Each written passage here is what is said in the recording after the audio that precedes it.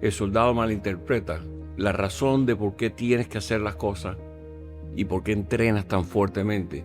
Porque cuando estés en el campo de batalla, no hay tiempo para decir, oye, ¿qué hago ahora? No, automáticamente tienes que responder. El uniforme militar es muy atractivo para muchas mujeres. ¿Les pasó eso en su experiencia cuando estaban uniformados? Cuando tú estás joven con un uniforme, claro que, por supuesto, eso es un magnífico. Comparado con un claro. chiquillo. Después que estás un poquito ya mayor, ya, ¿No? ya ni te hacen caso.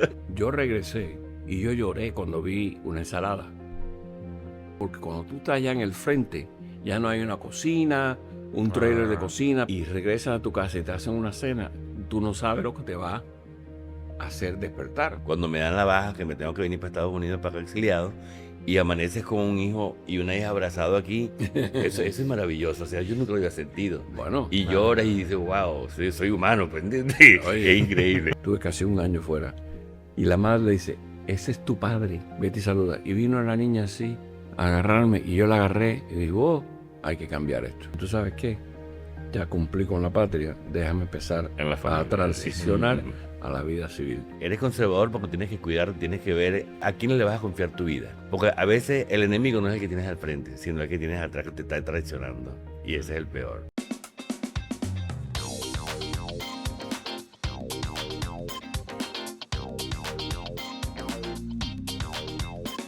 Hola a todos y bienvenidos a Preguntas sin Vergüenza, el programa donde hacemos las preguntas incómodas que tú tienes, pero no te atreves a preguntar. Aquí hablamos sin pena, sin filtro y sin juicios y, por supuesto, sin vergüenza. Y el sinvergüenza que hace esas preguntas soy yo, Eduardo Padilla, con un solo fin: entendernos mejor. Y así, comenzamos. Buenas tardes. Octavio Pérez, Mantilla, La Habana, Cuba, teniente coronel del Ejército de los Estados Unidos. La última asignación fue el Comando Sur aquí como reservista en el año 2001. Pedro Flores Rivero, soy venezolano, me retiré de capitán de la Guardia Nacional y mi último cargo fue administrativo como director de la imprenta de la Guardia Nacional de Venezuela.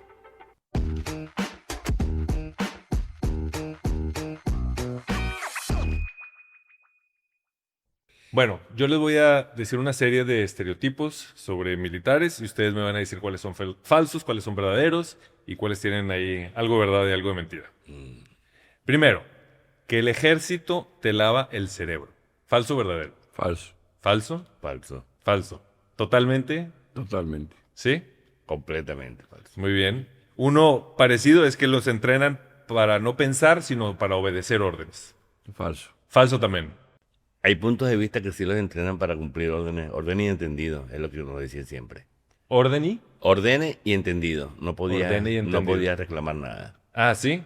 Y cualquier novedad después la pasabas a las 24 horas después, pero no podía decir nada, tenía que cumplir la orden. Ah, muy bien. Lo que tú tienes que entender es, uno entrena Ujú. para la guerra y en guerra no se titubea, se actúa. Entonces tú podrás malinterpretar una cosa como la otra. Porque una cosa es lo que yo... ¿Por qué te mando a afeitar? No sé. ¿Por qué te mando a brillar las botas? No sé.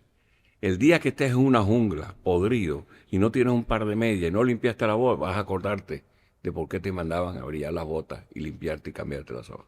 Y el día que no te afeites y detone un misil en el puesto de comando que tiene gas de nervio y te mueras, a nosotros nos pasó.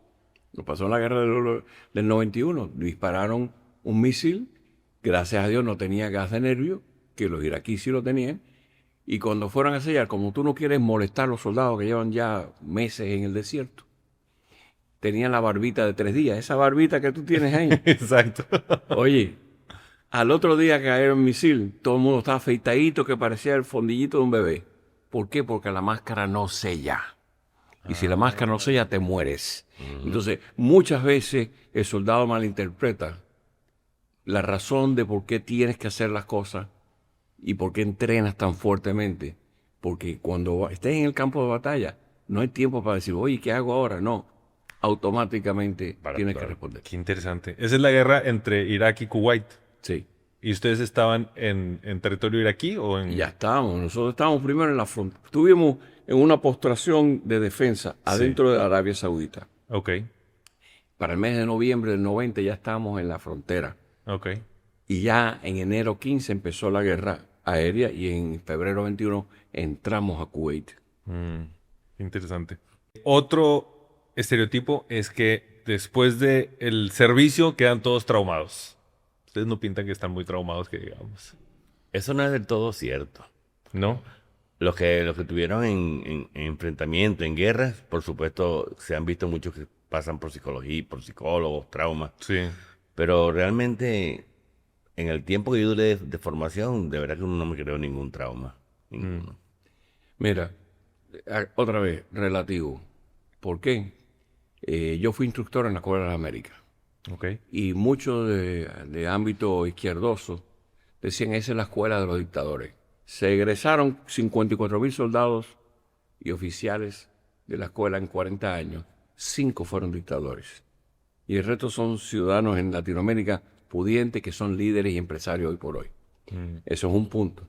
El otro punto, tú vas a la guerra y sí tienes depravación de sueños, depravación, hay historias enormes, pero no todo el mundo vuelve loco ni vuelve tocado. El que estaba tocado, sí vuelve tocado. O sea, la manzana podrida estaba tocado, podrida claro. y sigue tocado. Claro. ¿No verdad? Y eso es lo que la gente tiene que entender. No es una cosa frío o caliente, sí o no, blanco o negro. Y ahí es donde está la diferencia. Pero si hay alguno que, por ejemplo, ese tema del estrés postraumático, ¿verdad? Post-traumatic stress disorder. ¿Han escuchado de ese? Sí, claro, por supuesto. ¿Verdad? Eso también sucede, ¿no? O sea, puede haber gente que después de una explosión, el misil que contabas tú, por ejemplo, que después pues tengan ahí repercusiones a futuro. Bueno, mira, volvemos a lo mismo. Yo regresé y yo lloré cuando vi una ensalada. Porque estaba comiendo MREs, las raciones esas por 200 y pico de días.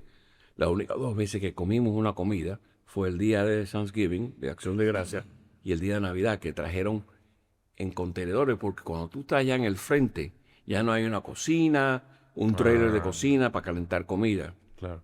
Y cuando tú estás comiendo de una bolsita, 230 y pico días, y regresas a tu casa y te hacen una cena, tú no sabes lo que te va a hacer despertar.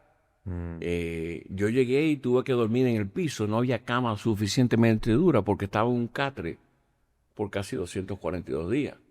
O Inclusive durmiendo ni- al lado del tanque. No. Entonces, hay un ajuste, un periodo de ajuste. Claro. Yo miraba cada vez que venía un avión. Son cosas que tú superas con el tiempo. Ok. Ahora, si tú estás medio tocado, no lo vas a superar y ahí es donde viene el loquito que dispara 4 tiros. Y ese es el otro prejuicio. Ah, ese era militar. Ese era militar. No, ese era un tipo que estaba tocado que coincidentemente estuvo en la milicia. Sí. Pero no le eches culpa, porque si busca aquí en los Estados Unidos las estadísticas de ese tipo de acción violenta, digamos 18, 21 años, 31, 34 años, vas a encontrar que es igual. O sea, que el militar loco que coge las noticias, titular, o un ex militar disparado en el correo. Oye, hay tantos locos en la vida civil que no fueron por la milicia. Claro. Y ahí, para terminar de cortar eso, en la formación que le dan a uno cuando uno entra a las escuelas militares, por eso es que es un filtro, pues. Entran 500, en el caso mío entramos 500 y nos graduamos 80. Durante ese filtro van sacando todo lo que realmente no cuadra con las pruebas psicotécnicas, las pruebas psicológicas, los conocimientos físicos, nada de eso. Entonces te van reduciendo el espacio. Claro. Y supuestamente lo que queda allí es lo que supuestamente está preparado para enfrentar lo que viene. Claro, claro. No, o sea, lo entiendo perfecto. O sea, uno puede pensar, pues en la Iglesia Católica, el porcentaje de sacerdotes que han sido abusadores, pues obviamente es chiquito en Claro. comparación a la cantidad de sacerdotes buenos que existen, ¿verdad? O sea, no siempre se va a colar alguno por ahí Claro. que no merecía estar así, ahí, como tú decías. También hay muchos pastores protestantes, que esa debería ser Claro. la verdadera comparación. Ahí Sí, donde debe claro. estar la comparación. Compara cuántos pastores protestantes contra sacerdotes católicos. Sí, romanos. totalmente. De regreso a los estereotipos. Otro es que no sienten miedo o que el miedo es una debilidad. ¿Es falso o es verdadero? Mira, yo llegué a la guerra precondicionado. Yo, anterior a ir a la guerra, y ya yo estaba en el ejército ya unos 8 años, perdí mi primer hijo. La mujer por poco se muere, ¿sabes? la placenta abrupta se desgarró y el niño se murió de 38 semanas. Iba a ser mi primer varón, mi primer hijo. Todo lo que representa un hijo. Cuando yo llego a la guerra, yo no tenía miedo a la muerte. Ya yo he enterrado un hijo, que me muera yo. O sea que, ¿cuántas precondiciones? No que todo el mundo tenga que pasar lo que yo pasé.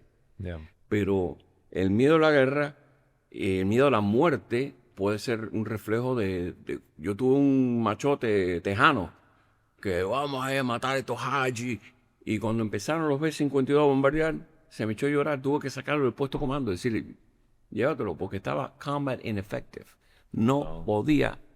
Y entonces todos los que tenían los espejuelitos y los tres lápices aquí, lo que llaman los comelibros, los nerdos, esos estaban ecuánimes y funcionando.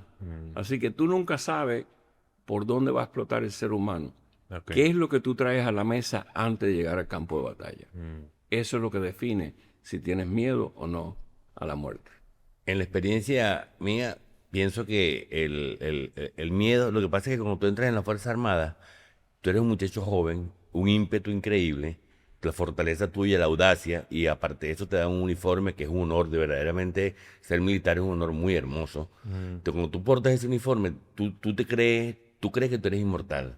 Entonces tú asumes riesgo, haces cualquier cantidad de travesuras, o sea, en campo de batalla, donde sea. A mí me pasó mucho, una experiencia, la Guardia Nacional de Venezuela. En Venezuela tenías que luchar contra los malandros, contra la gente que disparaba en los barrios. Y una vez estaba montando guardia un 31 de diciembre y nos estaban cayendo a tiro limpio, y yo estaba pensando que eran los fuegos artificiales. Y los guardias heridos, mi teniente me dieron, ¿qué te dieron? Y uno veía las balas, uno no sabe cuándo le va a caer la bala. Y me dieron a 2 guardias nacionales y tuve que salir de ahí en emergencia porque los que estaban era disparando y no estaban lanzando fuegos artificiales. Wow. Después tuvimos que bajarlos a todos los hombres de ese complejo, y ahí no sentí miedo. O sea, la misma adrenalina Claro. te ayuda a ti a superar todo eso. Y por eso, lo que él dice, la juventud, ¿por qué los ejércitos reclutan 17 a 21 años? Correcto. ¿Qué tú tienes? No tienes 10 centavos en el bolsillo. No tienes equipaje. O sea, no estás posiblemente ni casado ni hijo. Claro. Y tienes todo por delante de ti. Y te comes el mundo.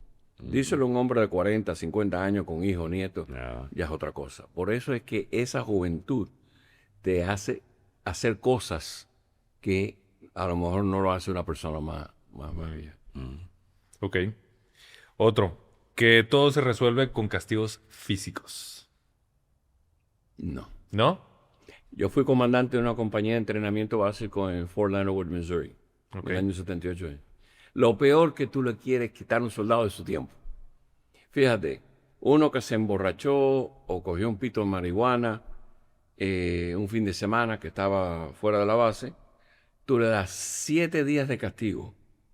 Tú le quitas 7 días de salario. No le importa, porque nunca ha tenido dinero. Y como se le da comida, todo, Claro, le no importa. lo siente. 7 días de trabajo. Bueno, ¿y qué? Tengo que trabajar unas cuantas horas más que los demás. Pero tú le dices, no puedes salir de la base por 7 días. Y eso le duele más. El castigo Sí, por- sí, lo digo. Que lo pongan a hacer ejercicio extra o lo que Exacto. sea. Sí. Yo también opino lo mismo. Sí, ok. Otro es que son muy conservadores. ¿Es verdad? O sea, como que no caben los liberales ahí en el ejército. Mira, el ejército que yo entré, no se sabía de qué partido tú eres. Tú sabes lo que me importaba a mí, que tú estás cubriendo mi izquierda y tú me estás cubriendo mi derecha.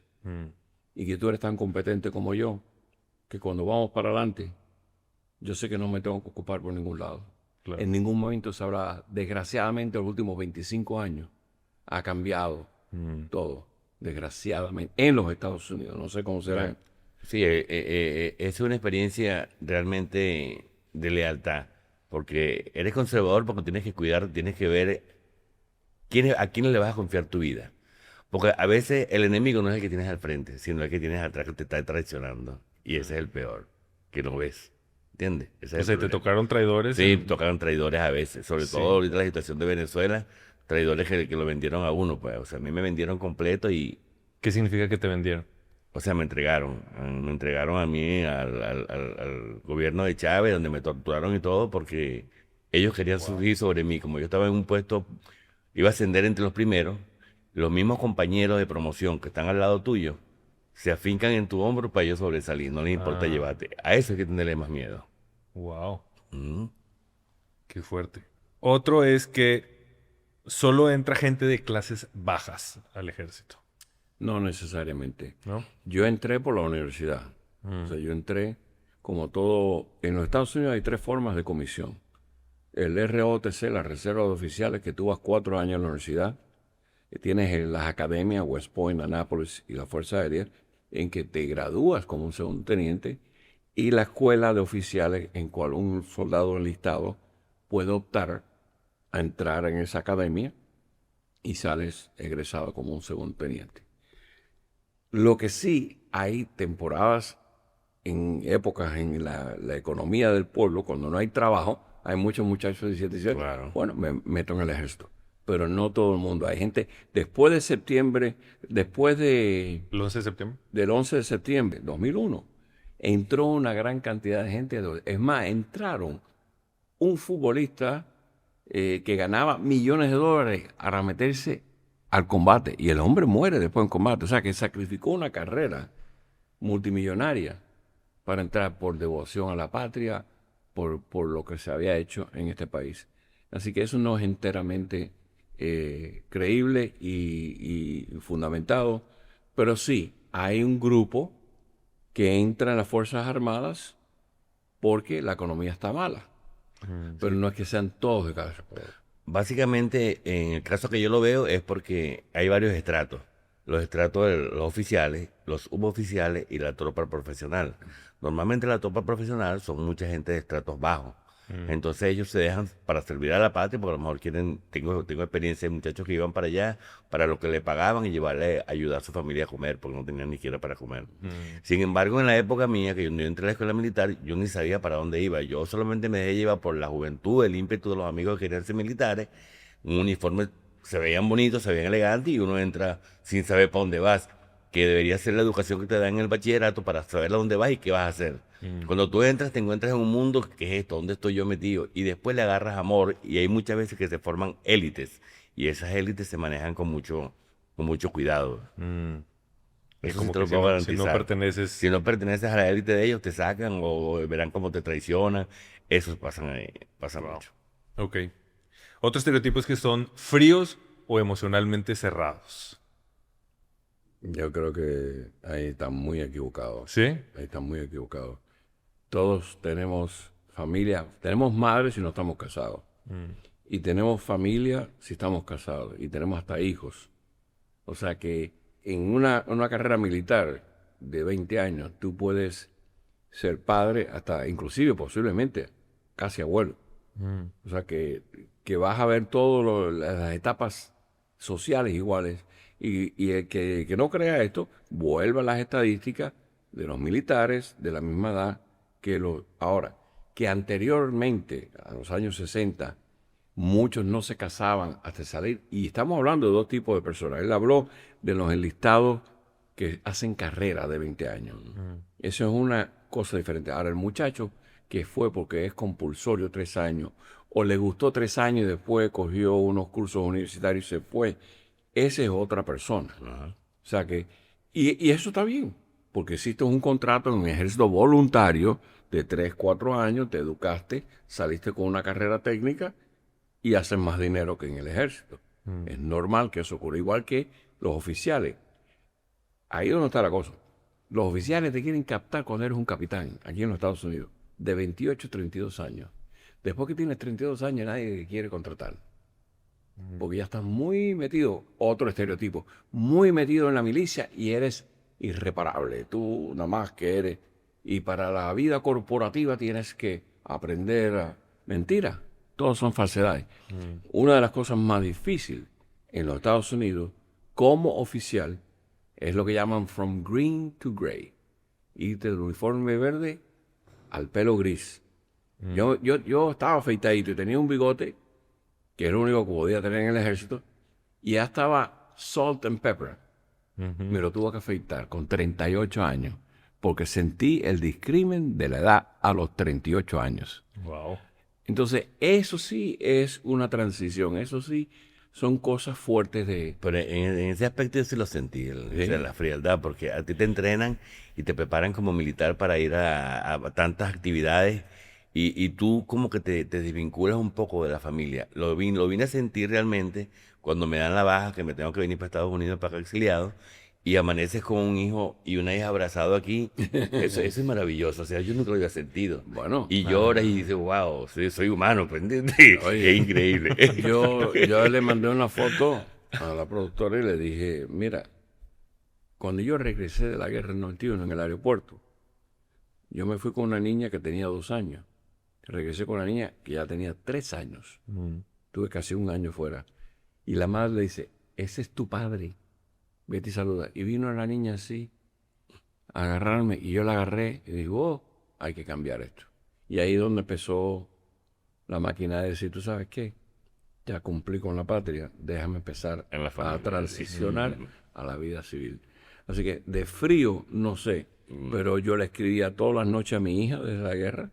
Le llegaban cartas 30, 40 a la vez, porque no, el correo no es lo mismo. Ay, Entonces te llega una carta cada 20 y pico días, a lo mejor te llegan 3, y lo mismo tú mandándolos para allá. Pero todas las noches yo le escribía y mantenía contacto. Y una vez al mes me montaba en un Hummer al medio de la noche para ir a una estación satelital para llamar con ella y hablar 15, 20 minutos. ¿y cuánto, Ella. cuánto tenías que manejar en el Hummer?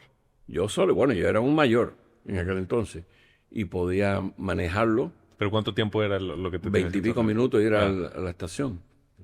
Pero estás navegando con las estrellas porque no todo el mundo anda con un, Sí, claro. con un GPS.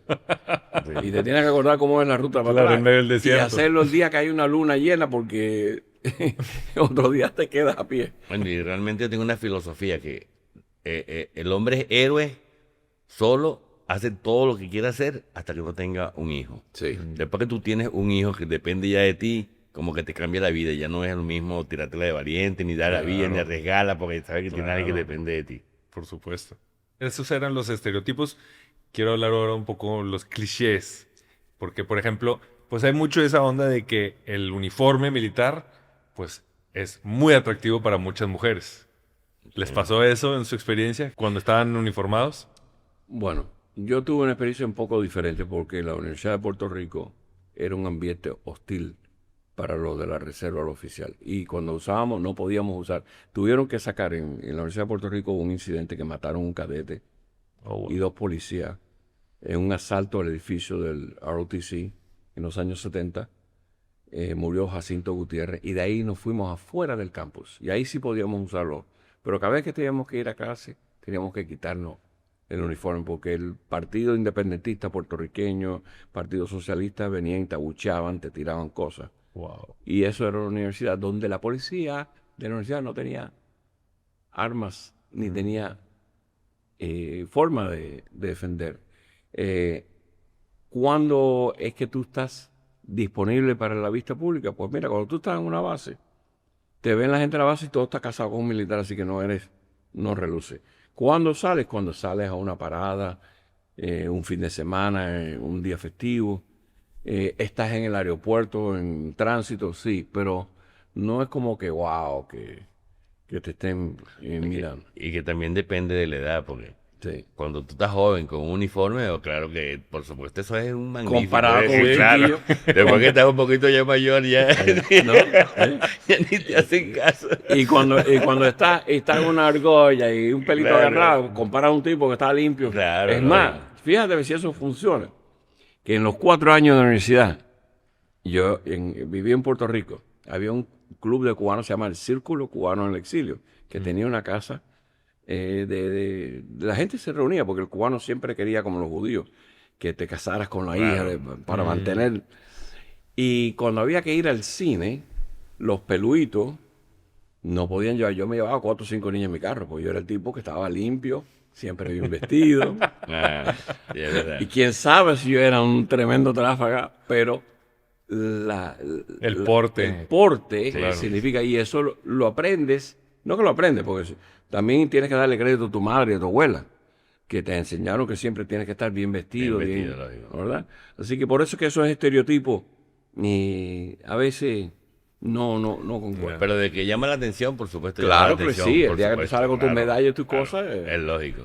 Sí. ¿Sí? Sí. Y remontándote a tu juventud, ¿eras Sí, exitoso? Sí, bastante. Era muy... claro, Pero porque se notaba el éxito, la diferencia de que si traías el uniforme puesto o si salías vestido como civil. ya tú veías el uniforme, o sea, como un honor porque te gustaba la vocación ser militar. Ya tú no lo veías como una forma de tú tirar una red y atrapar mujeres, no. Sino que él solo... Así lo vería yo. Él solo lo hacía, o sea, tú tú lo ponías con ese cachero, lo lucías con orgullo y te ponías tus cosas bien bonitas y lo pulías todo para tú verte bien y sentirte bien. Pero tú no sabías el magnetismo que tenía ese uniforme para traerla. Y es verdad, sí lo hacía mucho. Claro. Pero imagino. ponte a pensar, 6 días de la semana, tú estás en aquel entonces era Verde Olivo, después fue a Jungla, después fue a Tigre, Sí, o sea, sí. ha cambiado el uniforme, Sí, después sí. de desierto. Y un día a la semana tú te pones ropa civil a lo mejor para ir a misa o salir con la familia. Mi madre me regalaba una guayabera todos los años. Yo tenía 12 guayaberas que nada más que usaba una vez. Porque no. Si estoy vestido de verde olivo 6 días a la semana, ¿qué yo voy a hacer con ropa civil? Yo necesitaba más que 4 camisitas. No quieren tanto a Clark Kent como a Superman cuando se ponía el traje, algo así. O sea, Clark Kent de civil y Claro, Superman. nadie le hacía caso. Después que se ponía el traje, todo el mundo lo quería, era igual.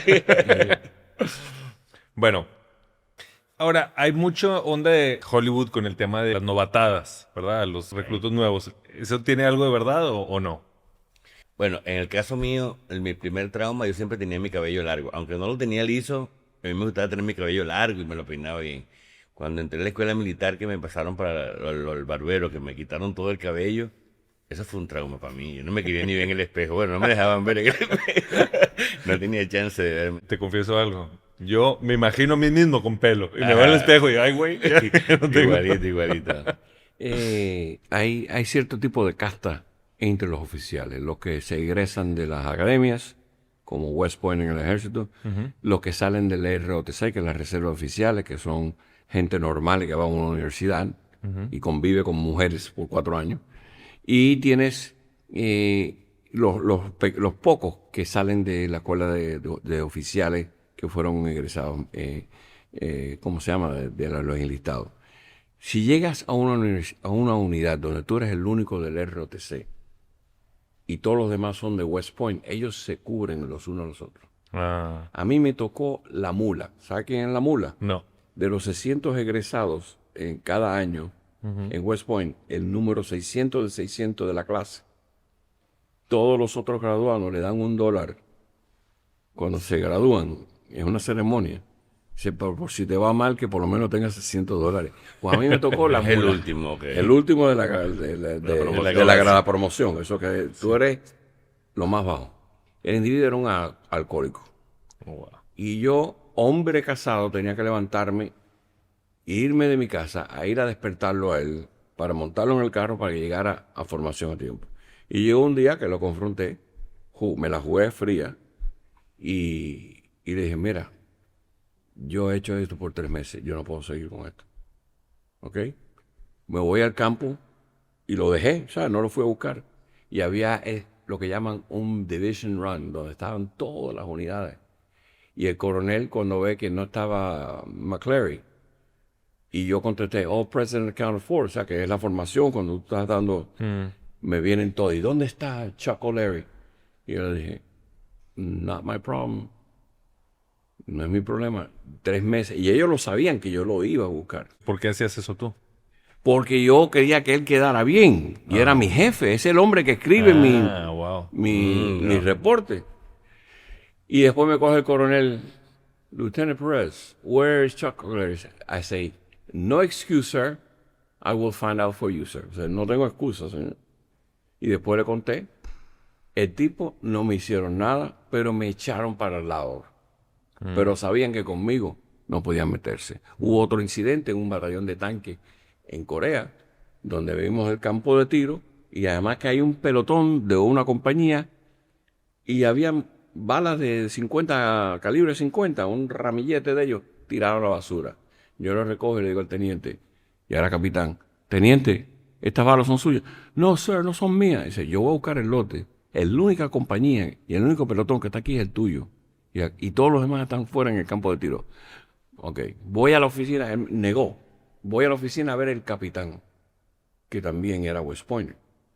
Y le digo, mira, tu teniente, no cree, yo voy a investigar esto con el G4 de logística, pero ustedes no pueden botar esta basura y tú lo sabes. No, no, no, eso no es mío. Si te dijo, ok. Fui a donde el comandante de batalla y dice, mira, le di la oportunidad al teniente, le di la oportunidad al capitán y nada. El comandante cogió a los 5 comandantes de compañía y a todos los tenientes y los puse, este es mi S2, o yo era el S2 del batallón y también tenía problemas de seguridad. El día que él les diga a ustedes hacer algo, y ahí se callaron. Pero te hacen la piñita, como dicen en Cuba. Sí. Y que es lo que le hicieron a él. Sí, Le hicieron a él la piñita y te puede costar la carrera. completo.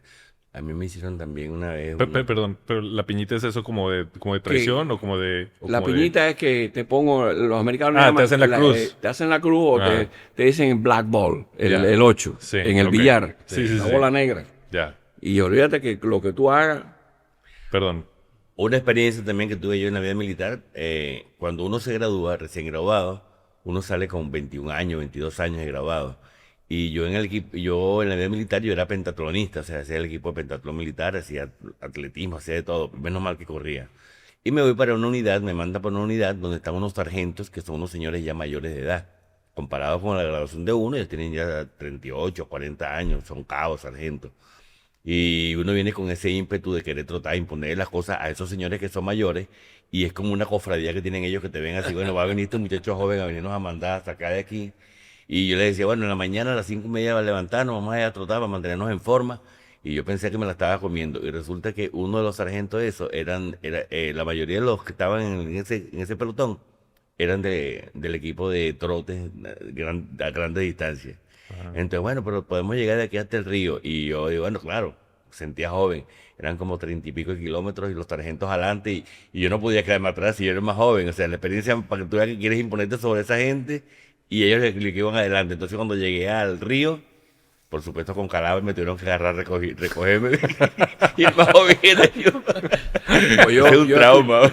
yo escuché bien a esa gente mañana y dice, teniente, escúcheme, usted lleva 6 meses en el ejército y me he olvidado más en los últimos 32 años de lo que usted ha aprendido en los 6 meses. Yo lo voy a saludar muy respetuosamente, pero si usted quiere ser coronel algún día, obedezca y siga lo que yo le digo y yo seguiré saludando. Así mismo son. Exactamente. Uno aprende Sí. de la gente con experiencia. Ok. Bueno, ya tenía otra duda también que si había favoritismos dentro del ejército, pero ya me lo fuiste sí lo hay. contestando. Ahora, ¿la jerarquía premia la iniciativa o castiga el que cuestiona? Nada más que los comunistas hacen eso. ¿Ah, sí? Y los comunistas hacen eso en lo que llaman skip echelon, donde viene un general y impone un castigo y ni siquiera consulta con el coronel de brigada, ni el coronel de batallón, ni el capitán de compañía. Eso se llaman skip echelon, donde vienen y dan un mandato crudo. La iniciativa se recompensa porque siempre que tú puedas hacer algo mejor y algo más productivo, ahora, no tratas de desafiar Claro. ni hacerte el lindo porque las pagas también. A mí me dieron, cuando tú eres teniente, recibes cuanto cargo tú podrás en la vida, te llaman additional duties, otras Responsabilidades asignadas. Muchas veces eso acapara mucho más tiempo, Lógico. especialmente en tiempos de paz, que tú estás en un garrison, estás en un campamento que, aparte de hacer las cosas que están programadas, ¿qué pasa? Me dijeron, vete, encárgate del campo de tiro de la 45, de la pistola 45, que era la que se usaba antes de la guerra del Golfo. Y cuando yo llego, como estaba en una unidad de entrenamiento básico, cogí a los drill sergeants, los sargentos míos de entrenamiento, y dice, fulano, y eran veteranos de Vietnam, dice, ¿qué tenemos que hacer? Porque había llegado una unidad de la Guardia Nacional la semana anterior, abrieron las ventanas de un autobús y dispararon el campo de tiro. Una locura, una salvajada. Y yo me documenté y dije, bueno, va a estar el general comandante que no ha disparado una pistola en 6 años. Va a estar el otro jefe de Estado Mayor que no ha disparado una pistola en 14 años. Y yo dije, vamos, ¿cómo hacemos esto? Y él dice, no, montamos una tienda de campaña con varias mesas, traemos a todo el mundo, le damos un safety training, un entrenamiento. Mira si se te tranca la pistola, como antes de ponerlo en el campo de tiro. Bueno, la cuestión es que yo terminé documentando todo eso y eso se convirtió for Leonard Regulation 12-1, el reglamento, regulación, claro. porque hasta ese día nadie Había había dicho implementado que tienes que ir al G4 para las municiones, tienes que ir a buscar la bandera del safety range, tienes que tener un radio T312 para llamar por una emergencia médica, tienes que tener una ambulancia, o sea, todos esos protocolos, nadie lo documentaba, entonces te decían, vete a hacer esto. una orden. Y una orden. Y si no te documentas y te asesoras, puede ser un desastre. Pero sí te recompensa la iniciativa. Ok. Ahí, en el caso de las unidades que yo comandé siempre, sobre todo en la Guardia Nacional, yo siempre agarraba a los guardias y les decía bien claro, aquí hay dos opciones de hacer las cosas bien. Que todos salgamos beneficiados con el logro de lo que hagamos, el éxito, o que salgamos mal. El que lo haga bien tiene sus méritos, tiene por sus premios, tiene sus ascensos, tiene todas sus cuestiones sin problema. La conducta se va a mantener intachable. El que lo haga mal, y me disculpa la palabra, lo decía, el que deje el rabo por fuera, yo mismo se lo voy a cortar. Y entonces le decía su expediente, si que él lo hace, ahí está disponible, ustedes pueden ir a matraquear, pueden robar a quien ustedes quieran, pueden tratar a la gente mal. Si yo me entero y hago el informe, usted está fuera. Se lo estoy diciendo de amigo y todo, y podemos salir y todo de la mejor forma. Wow. Es mejor la convicción que la coacción, pienso yo. Hablar con ellos.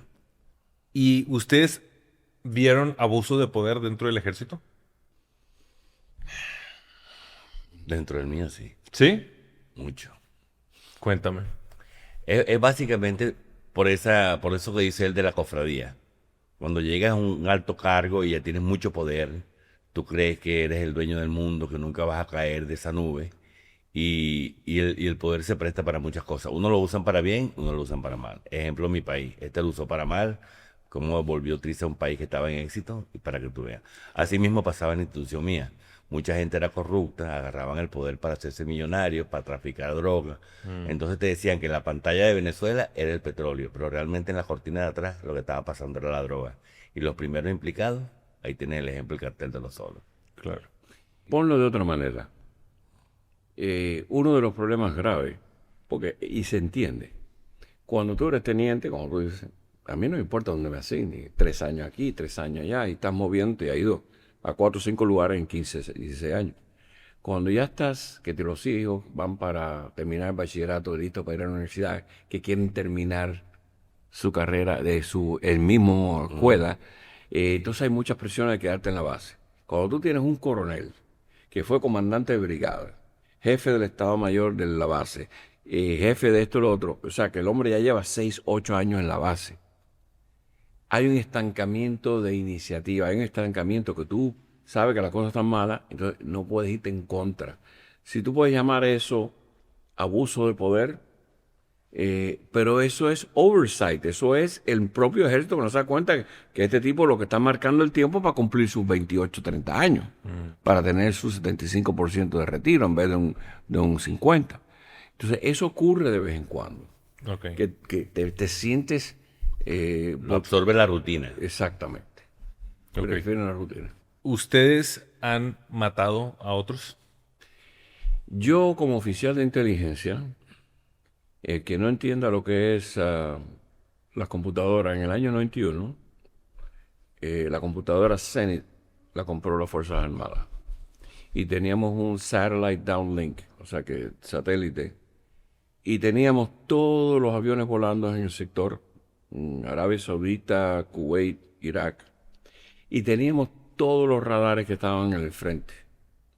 Los iraquíes tenían el RACET Radar, Battlefield Radar, que es un radar francés, y lo tenían postrado en todo el frente. Yo llamaba a la Fuerza Aérea y venían los A-10 y se desaparecían los radares. Así que yo matar personalmente, no porque estaba en un puesto de comando de división, pero saber que yo di la orden para que fueran, sí. Y eso sí lo tengo muy presente. También vivimos un fratricidio, una noche en que nosotros hicimos la guerra fatua. Hay una cosa que se llama el Wadi. Wadi es un río seco. Wadi al-Baten, que es la división entre Kuwait e Irak. Okay. Y todas las noches entrábamos 10 kilómetros y volvíamos 10 kilómetros para hacer que los iraquíes amasaran su artillería pensando que el ataque principal venía por el Wadi. Una noche la primera división de Fort Riley en los Apaches vinieron a apoyarnos y le estábamos diciendo, ten cuidado que tenemos soldados nuestros delante. Y un coronel en un Apache, no, que yo sé que son enemigos, disparó un misil Hellfire y nos mató 3 muchachos. Wow. Y lo estábamos viendo en pantalla. Qué fuerte. Y entonces ahí donde tú dices que te da roña, porque sabías que pudiste haber prevenido, pero muchas veces sí, sabíamos que estábamos implicando bajas, porque cuando tú mandabas las coordenadas de todo lo que estaba al frente tuyo, se desaparecían, y tú sabes que cada radar son 2 personas operándolo, o sea que por lo menos 2 muertos cada vez que tumbabas un radar. O sea que se te queda grabado cada muerte que tú estás relacionado. No, yo no, gracias a Dios, no. Pero yo sí quería preguntarte eso. O sea, si lo sigues... Me duele mucho que se nos murió un muchacho por friendly fire. Es más, la guerra del 91 murieron más soldados americanos por dormirse al timón porque estaban en un convoy manejando 20 y pico de horas. O sea, cosas que no tuvieron que ver directamente con la guerra. Otro misil Hellfire que le dio un radar y nos mató 3 muchachos de inteligencia. Pues ahora ustedes, como veteranos, bueno, creo que esto aplica más para Octavio que para Pedro, porque pues, tú contabas como que saliste exiliado, ¿verdad? De Venezuela. Pero para ti, Octavio, ¿sientes que en este país el gobierno usa a los militares y después se olvida de ellos cuando son veteranos? No. ¿No? No. Y depende del partido de turno. Y depende de la temporada. Cuando regresaron los veteranos de Vietnam, les escupían, les decían baby killers, matadores de bebé, por un incidente que ocurrió, un incidente en 14 años. Cuando yo llegué, yo no pagué por café ni por nada, porque llegabas con el uniforme donde quiera y te daban la comida gratis, te atendían, sí. Porque fue otra guerra, otras condiciones. Claro. Entonces, inmediatamente a nosotros nos llamaron 5 años después, nos dijeron, vete al veteranos porque tu unidad estuvo expuesta al gas ciclosarín. Cuando estuvimos detonando las municiones, cuando se acabó la guerra, hubo un periodo de 20 y tantos días que ellos no habían firmado el rendimiento y tuvimos que ir a detonar. Habían armas del tiempo de la guerra de Irán contra Irak. O sea, todo el sur de Irak estaba plasmado de bunkers y ellos se iban en contra del Código de Ginebra. El Código de Ginebra dice las armas biológicas y químicas no se guardan con las municiones convencionales. Ellos lo mezclaban todo. Entonces nosotros pensando que estábamos detonando esa nube, entonces nos hicieron pruebas. O sea que te están pendientes de ti, del chequeo, por muchos años recibiendo todos los meses una circular. Oye, ¿te sientes bien? Está. Para el estrés postraumático, todo eso. Ahora, que en algunos lugares, en algunos pueblos, no haya un hospital de veteranos que pueda cubrir. Es como aquí en la Florida, están las ciudades grandes. Si tú vives en un pueblito en el Panhandle, se te hace difícil llegar. Entonces hay gente que critica eso, que muchas veces tenías que esperar 2 o 3 meses para un proceso. Sí, eso ocurre. Yo no tengo la experiencia del retiro desde tampoco, pero sí me di cuenta que en Venezuela, en el caso de Venezuela, cuando existía la democracia, sí tomaban mucho en cuenta al veterano, Claro, al oficial retirado, los militares retirados. Por supuesto, en el comunismo ahorita son un estorbo, son una basofia, no lo quieren para nada. Pero luego uno ve en las calles muchos, los homeless, los vagabundos desamparados, que están con sus letreros, que son veteranos, no sé si necesariamente sean verdad o no, pero muchos lo ponen de que "Hey, soy un veterano, necesito ayuda". Bueno, yo te puedo enseñar un individuo que era ingeniero de la IBM, que perdió su trabajo y también estaba con un letrerito, pero no decía que era veterano. En otras palabras, cuando tú ves un veterano en esas condiciones, es un individuo que a lo mejor tiene un postraumático, un estrés postraumático, o un individuo que nunca pudo hacer una vida después de la milicia. Ya. Donde las transiciones son fuertes. Lo bueno es que los enlistados, contrario a nosotros los oficiales, a veces vienen con una carrera técnica. Mecánico de aviación, Claro. mecánico regular, cualquier cosa, mientras que el oficial, que fuiste un oficial de inteligencia, un oficial de ingeniería, un oficial no se traduce la carrera inmediatamente a una Claro, lógico. y no como en Latinoamérica, tú fuiste coronel, ven acá, que vas a ser vicepresidente de banco. No, aquí tú tienes que volver a renacer Comenzar de nuevo. y hacer tu propio negocio y hacer tu vida a lo Pancho, ¿entiendes? Sí. Así que cuando veas a alguien en la casa que dice veterano, sí da pena y da compasión, pero es un individuo que está derrotado moralmente por lo que le haya pasado, pero no es representativo de todos los veteranos. Claro. A ver, y cuéntenme de esa, ahí aludiste un poquito, de esa transición de militar a civil. O sea, ¿qué tan difícil es así como apagar ese switch de lo que estaban viviendo versus ahora lo que viven? Bueno, yo realmente, como te comenté, me gustaba la carrera militar después que me gradué. Porque en la escuela militar, cuando estás en la escuela, es insufrible todo lo que tú vives allí, pues. Todo Sí. el desprecio, la forma que eres un nuevo, eres un novato. Pero después que tú te gradúas, que tú comienzas a ver la institución en sí, tú le comienzas a agarrar cariño a la carrera militar. Y me gustaba mi uniforme y quería que mi hijo fuera militar. Ah, Lo que ¿sí? pasa es que después que entra, o sea, era una casta, pues, era algo muy sagrado para uno, ser militar. Pero después que pasan las cosas, en el caso mío, de la experiencia que tenemos en Venezuela, ya, de verdad que ya militar ya es algo así como pasajero, ya lo que dan es vergüenza, ya lo que da es pena. Porque ya la dignidad, el honor, el respeto, que te vean como un hombre honesto, o sea, que tú te pares y le digas las cosas al frente del general, y el general no te va a bajar la cara, pero por lo menos te muestra respeto de que tienes razón. Eso ya no existe. Ese militar así en Venezuela ya no existe. Entonces, a mí lo que me da es vergüenza y me da pena que esos muchachos que están ahorita allí, los que están dando por lo menos ese uniforme que tú decías que antes lucías uniforme, no pueden salir uniformados porque más bien le tiran cosas en la calle porque dan pena. Ya. Esa fue la transición que yo viví. Ok. Y ahora a la vida, cuando me vengo para acá en el exilio de civil, por supuesto, fue un alivio. O sea, más bien lo sentí como un alivio porque donde yo estaba putrefacto ya eso. En ese caso particular. Ok. En el caso mío, como digo, 38 años, sentí el discrimen, no porque era latino, no por ninguna otra ocasión, sino porque estás muy viejo para... la vida corporativa en los Estados Unidos quieren un muchacho de 20 y pico de años para ellos formarlos, moldearlos a lo que ellos quieren que sean.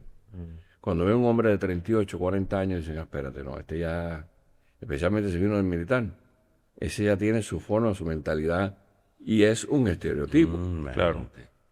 Yo tuve que renacer. Mi salario, último salario, saliendo de las Fuerzas Armadas, yo estaba montado casi $120,000. El próximo salario del año siguiente fueron $28,000. No. $28,000. Y trabajando en un mostrador, hablando de un individuo en la industria automotriz que llevaba. Yo llevo 30 años haciendo esto y tú no sabes nada. Pero habían cambiado los compresores. La Ford se fue por un sistema Spring Lock y una valvulita que es la válvula de expansión, que costaba 99 centavos. Si tú no la cambiabas y limpiabas la línea, destrozaba un compresor nuevo. Yo explicándole eso con 6 meses en la industria, tú no sabes nada. Y el individuo rompió 3 compresores y yo le dije al dueño, mira, el hombre será cliente tuyo, pero yo no le voy a dar todo. Si tú solo quieres dar, se lo da. Entonces, tener que aguantarte eso, tener que verte después que tú, en un momento dado de tu vida, estuviste en la Agencia de Defensa e Inteligencia, diciéndole al grupo satelital dónde ver el satélite en Corea del Norte, los objetivos, Claro. y ahora estás en un forklift lloviendo, recogiendo compresores para remanufacturar. Y le dice al jefe, ¿hasta cuándo? ¿Qué más tú quieres de mí? Ya. Eso es fuerte. Claro. Cuando tú haces así y en menos de 6 meses te dice el jefe, coño, ¿verdad? Te voy a mandar a Latinoamérica. Y empiezas a viajar todos los meses, una semana al mes a Latinoamérica, 17 países, y levantas la venta de 40,000 a 2 millones en un año. Entonces dices, oh, ya renaciste, ya tienes pedigrí y tienes que probarte en cada industria. Cuando tú vas a una entrevista y te dice aquí en la 82 que estaba FedEx y estás sentado con el jefe que necesitaba un nuevo chief para correr el terminal. Y dice, tú sabes que tú eres la persona más capacitada para ese trabajo, pero ¿qué tú sabes de uniones? Yo le digo, no sé nada. Dice, mira, ese que está allá abajo, ese individuo lleva 17 años en la unión y es foreman, y a él le voy a tener que dar trabajo. Porque si a ti te llama un cliente de 2, 3 millones de dólares y te dice, mi paquete lo hice el tracking y está en tu terminal y lo quiero, y tú te atreves a bajar, a coger el paquete, montarlo en tu carro y llevar a su cliente, rompiste 5 reglamentos de la unión y nos va a costar a la compañía tantos millones de dólares. Wow. O llegar al Omni Hotel en Jacksonville y una muchachita masticando chicle de recursos humanos dice, ¿qué tú haces aquí? Sí, tú estás muy capacitado. Yo nada más que te puedo ofrecer $30,000 y yo creo que eso no te conviene. Entonces, cuando tú vas a esas entrevistas y tú dices, ¿a dónde voy? ¿Qué hago? Hasta que no te pruebes en el nuevo gallinero con las herramientas de ellos, como te dije. Claro. Pero a los 40 y pico años estaba haciendo lo que no querían hacer los de 30 años, viajando toda Latinoamérica. Y eso fue lo que me hizo renacer en la industria. Ok. Tú, Pedro, aludías un poco a eso de tu hijo y como que, pues, claramente, me imagino que no recomendarías una carrera militar en Venezuela, como está Exacto. ahorita las cosas. Pero si estuviese como tú lo viviste al principio, ¿tú lo recomendarías? Sí, por supuesto, porque es que es una disciplina muy bonita, pues, o sea, es como cuando estaba pequeño que hice las artes marciales que le estaba diciendo a él, que dice, y tú llegas a cierto nivel de cinta, disciplina que tú adquieres, y todo en la vida se rige por la disciplina, la organización, y todo marcha perfecto. O sea, Es lo que yo pienso. ¿y tú, Octavio?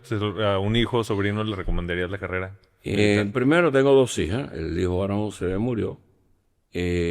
Una trabaja con el gobierno federal Mm, y la otra va a terminar ahora como doctora en comunicaciones. Lo del gobierno federal es tan importante como estar en las Fuerzas Armadas, mm. en el ámbito que ella está trabajando. Así que, pero sobrinos o lo que sea, yo les recomiendo. Es más, les recomiendo a todos muchachos de 18, 19 años, porque eso es otra cosa que ocurre aquí en los Estados Unidos. Aquí papá y mamá tienen dinero y sacaste las notas para irte a la universidad. Y si tú no quieres ir a la universidad, vas a perder 2 o 3 años de facultad en facultad hasta definirte lo que tú quieres. Métete en las Fuerzas Armadas, 3 años, carrera técnica, acumula dinero. Ya cuando estés más enfocado, más maduro, entonces haz lo que tú quieras con tu vida. Es un buen principio, un buen comienzo. Con lo que tú dices, la Porque base La de disciplina, enseñarte, sí, te disciplina. orienta bien y después tú vuelas con tus alas. ¿No? Muy bien. Bueno, última. Quiero que me cuenten el momento donde más orgullo sintieron portar su uniforme. El mío fue el 7 de febrero del 2002, cuando me alcé en contra del régimen, en contra de Chávez. Porque la preparación que yo tenía no era para soportar un dictador comunista, ni que viniesen la gente a hacer lo que quisieran hacer, porque a mí me invitaron a dar el golpe militar y me invitaron a que fuéramos en contra del gobierno democrático. Y el 7 de febrero, cuando me alcé en contra de esta gente, mi papá lloró, mi familia lloró porque yo era el número 4 de mi promoción, iba a ascender bien, y todo el mundo lloró y dijeron que perdí mi carrera. Yo creo que si vuelvo a nacer, lo vuelvo a hacer, porque fue un orgullo decirle a Venezuela lo que venía encima, y en 22, 24 años que tengo ya aquí, Dios me dio la razón y nunca me hicieron caso, pensaban que esto pasaba rápidamente, ahí tienen una dictadura por no creer lo que le dije. Octavio. Una de las asignaciones que más fuerte que hay en el ejército se llama funeral detail, cuando vas a enterrar un caído. Muchos eran veteranos de la guerra de Vietnam, hasta de Corea. Como teniente, una vez al mes te ibas con 7 o 14 soldados Yo estaba en la base de Fort Leonard Wood. San Luis está a 124 millas. Y enterrábamos 3, 4 personas entre viernes y sábado. Y cuando tú das esa bandera a la madre, a la esposa, a un hijo, y tocan el taps. ¿Él? El taps, ta, ta, ta, la ta, música. ta, ta. Toque de silencio. Sí. Cuando eso es chocante. Y ahí, tener el honor de darle a esa madre, a esa esposa, a ese nieto, a ese hijo, esa bandera, es lo más importante. Porque todo el mundo va en uniformes azules, de gala, y es muy impresionante. Lo que sientes. Enterré 13 veteranos de la guerra de Vietnam y de Corea. Qué fuerte. Bueno, pues desafortunadamente se nos acaba el tiempo y me encantaría seguir hablando con ustedes, pero yo les quiero agradecer muchísimo por haber estado aquí. Gracias, Octavio, gracias, Pedro, por haber compartido sus testimonios. Muchas gracias A ustedes. por la oportunidad. Si les gustó este programa, no olviden compartirlo, darle like y suscribirse. Y si no les gustó, no pasa nada, no me siento. También los quiero invitar a que visiten www.preguntasinvergüenza.com. Ahí pueden mandarme sus sugerencias, comentarios. Bienvenidos todos. Esto es Preguntas sin Vergüenza. Yo soy Eduardo Padilla. Nos vemos a la próxima. Este programa es presentado por Megacrete, making high performance construction affordable.